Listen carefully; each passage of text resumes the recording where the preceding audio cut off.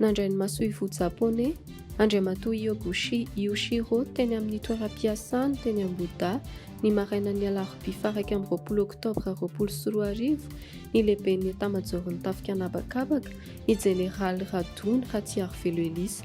Fitsidiana rapomba ofisialy nataony ity masovoan'ny firenena japonais ity ka nisaoran'ny lehiben'ny etamajorony tafika anabakabaka noho ny fandraisana nahafapo tao azy.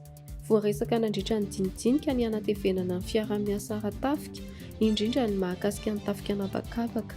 Nambaran'ny masoivoan'ny japonais fa samy nosy Madagasikara sy Japana ary samy mitantana faritra ny masina. Noho izany dia niopana bebe koa tamin'ny fahafahan'ny tafika anabakabaka mandray anjara feno amin'ny fitandronan'ny fahandriam-pahalemana ara-dranomasina ny resaka ny fanaovan'ny rontonta. Nambaran'ity masoivo ity ihany koa fa nahafaly sy nahafapo azy ny hetsika sy ny firotsahana ny sehatra mivantana nataon'ny tafika nandritra ny ady tamin'ny valanaretina COVID-19.